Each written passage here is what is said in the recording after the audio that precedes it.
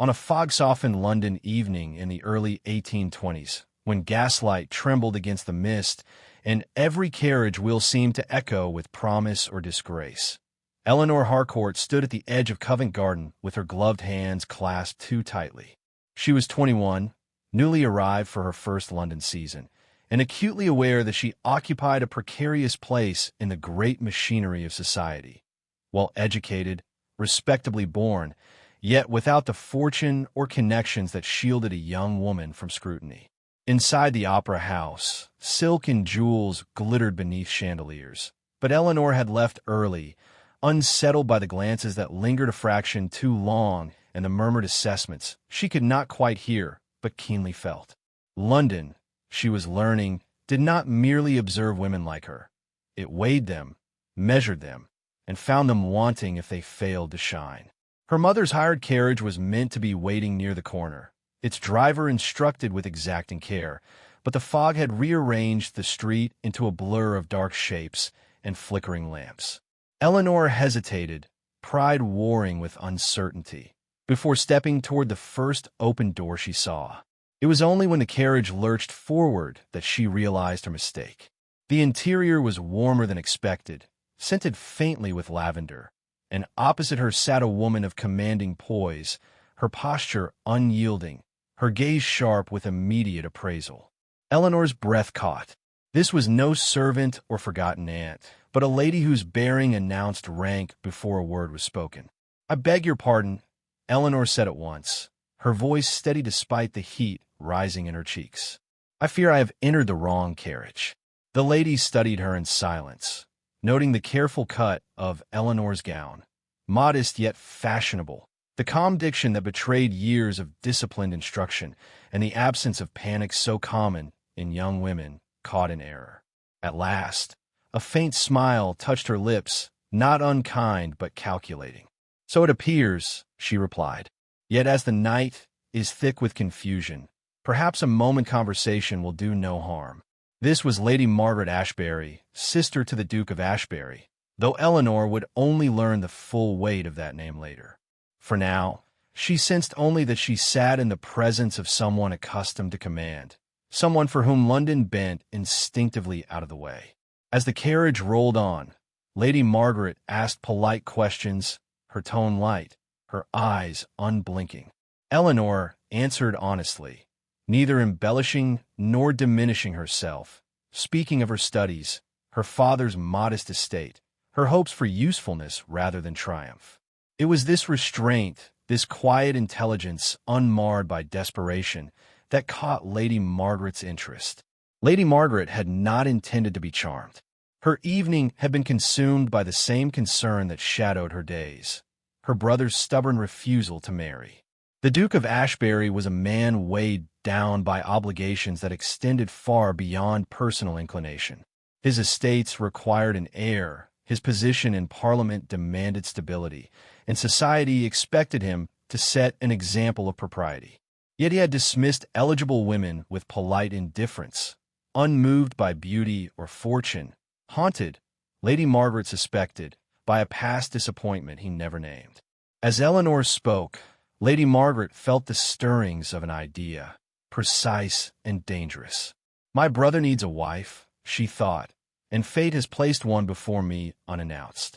When the carriage finally stopped, Lady Margaret rang the bell herself. "We shall part here," she said smoothly, "but I should like to call upon you, Miss Harcourt." "May I?" Eleanor, startled but aware that refusal would itself provoke comment, inclined her head in assent.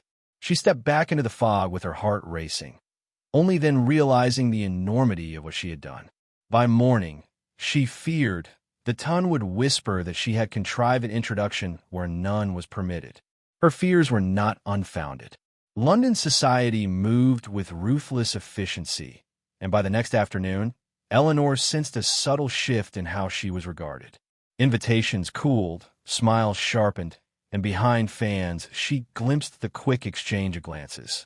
A young woman without protection could be undone by far less than a mistaken carriage, and Eleanor felt the familiar weight of shame settle upon her shoulders, heavy and undeserved. She resolved to endure it with dignity, reminding herself that survival in this world depended not upon perfection, but upon composure. Lady Margaret's calling card arrived the following morning, its ducal crest unmistakable. Eleanor's mother regarded it with mingled hope and alarm, fully aware that such attention could elevate or destroy them both. When Lady Margaret called, she did so with impeccable courtesy, praising Eleanor's manners, her conversation, her evident seriousness of mind. Yet beneath the compliments lay intent. She spoke of charitable committees, of mornings spent in useful endeavor, of the satisfaction to be found in purpose rather than display. Eleanor listened, sensing the subtle invitation embedded within each word. Though the Duke himself was not present, his shadow loomed large. Lady Margaret spoke of him often, not with sisterly indulgence, but with frank concern. She described a man of honor, restrained and exacting, whose sense of duty had become both shield and prison. Eleanor found herself imagining him against her will, a figure shaped by responsibility, perhaps lonely in his eminence. She chastised herself for the fancy, knowing how dangerous such imaginings could be. As Lady Margaret departed, she paused at the door and turned back. "Society is unkind to women who err, Miss Harcourt," she said quietly. "Yet it is sometimes generous to those who endure." The words lingered long after the carriage had gone. Eleanor stood by the window, watching the fog lift just enough to reveal the restless city beyond. She understood now that her mistake had set something in motion, a current she could not easily resist. Whether it would carry her toward redemption or ruin remained uncertain. But for the first time since her arrival in London, she sensed that her life was no longer entirely her own. The wrong carriage had delivered her into a game of rank and intention, and she would have to learn quickly how to play or be crushed beneath its wheels. That evening, as Eleanor prepared for bed, she removed her gloves slowly, as though each finger freed marked a concession to uncertainty. She thought of Lady Margaret's measured smile, of the questions asked and not asked, and of the invisible audience that seemed already to surround her. London had not welcomed her, yet neither had it dismissed her, and in that narrow space between acceptance and exile, her fate now hovered. She resolved to remain observant, to speak little, and to trust in the quiet strength that had carried her thus far. Somewhere beyond the fog and stone, the Duke of Ashbury went about his duties unaware that a simple error had drawn his path nearer to hers. When the moment came, Eleanor knew there would be no retreat into anonymity. The city had taken note, and it would demand an answer from them both eventually. Lady Margaret Ashbury's influence revealed itself not in bold proclamations, but in a series of small, impeccably timed invitations that drew Eleanor Harcourt steadily into the current of higher society. Each summons appeared harmless on its own. A request for assistance with a charitable subscription, a morning call to discuss improvements to a parish school, an invitation to a country luncheon where conversation was valued above display. Eleanor understood that refusal would be noted, yet acceptance carried its own perils. She therefore conducted herself with scrupulous care, choosing plain elegance over ornament, listening more than she spoke, and offering her opinions only when asked. It was this restraint, rather than any calculated ambition, that distinguished her from the young women who hovered like bright moths around every titled gentleman. It was at one such gathering, held in Lady Margaret's drawing-room beneath pale winter light, that Eleanor first encountered the Duke of Ashbury. He entered quietly, without ceremony, his presence marked not by ostentation, but by the instinctive straightening of those around him. He was in his early 30s, his expression composed to the point of severity, yet his eyes betrayed an attentiveness that unsettled Eleanor more than open scrutiny would have done. Lady Margaret effected the introduction with ease, her tone suggesting inevitability rather than design. The Duke inclined his head, his greeting courteous and distant, as though he had already determined to keep her at a safe remove. Their conversation was brief, but precise. He asked about her charitable interests, her impressions of London, her family's estate, listening with the same concentration he might have afforded a parliamentary report. Eleanor responded honestly, sensing that embellishment would ring false before him. When he remarked upon her education, she detected neither condescension nor flattery, only genuine interest, and that recognition, fleeting as it was, stirred something like hope within her. Yet when he withdrew, returning his attention to his sister, Eleanor felt keenly the boundaries he had drawn, invisible but firm. In the days that followed, tokens of attention appeared without announcement. A volume of essays she had once mentioned arrived at her lodgings, its margins marked by a careful hand. At a committee meeting, a shawl was draped quietly over her shoulders when an unexpected chill swept the room. None of these gestures could be openly acknowledged, yet each carried weight, and Eleanor sensed that they were being observed. Whispers followed her steps now, speculation sharpened by the Duke's proximity and her own uncertain position. Some assumed her ambitious, others pitted her presumed vulnerability, and a few regarded her with thinly veiled hostility. Eleanor bore it all in silence, determined not to supply her critics with ammunition.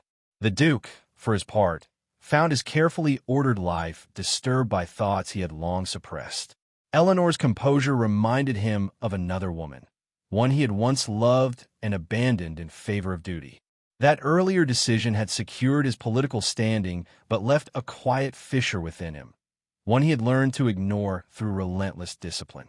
Now, confronted with a woman who neither pursued nor retreated, he felt the unsettling pull of choice. His sister observed this conflict with satisfaction tempered by caution. She knew that her brother's nature demanded certainty, and that hesitation could undo them all. The turning point came with the announcement of a winter ball to be held at Carlton House under royal sanction.